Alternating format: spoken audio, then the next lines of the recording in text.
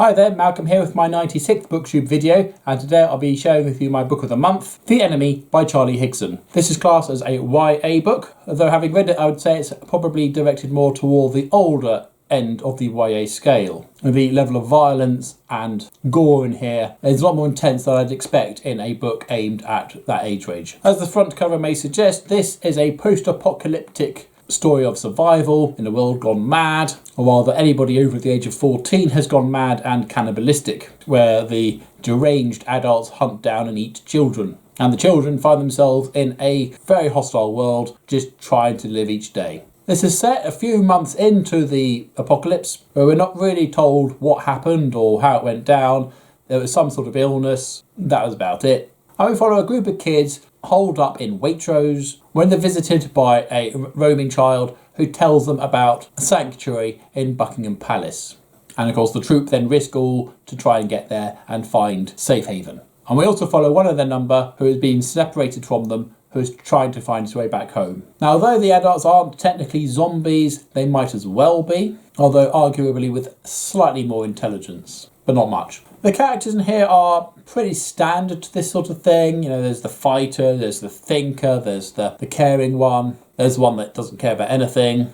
And also there's the do not get attached to any particular character type scenario here, in that those who you don't expect to survive probably will, and those you expect will probably survive probably won't. The action when it happens is a little chaotic and hard to follow, but that's in keeping with the action as it's happening, where the fighters on the ground don't really know what's going on either. However, as I mentioned, the violence here is pretty high up. There's some pretty grisly scenes here, a lot of body horror, and it's not just limited to the adults and the older children. Some of this stuff happens to the younger children too, and very young children. Now, I could easily compare this book to the Gone series, for example, by Michael Grant. However, that one has a nice warning on the back of it saying, warning, extreme content of violence and cruelty. There's no such warning label on the back of this one.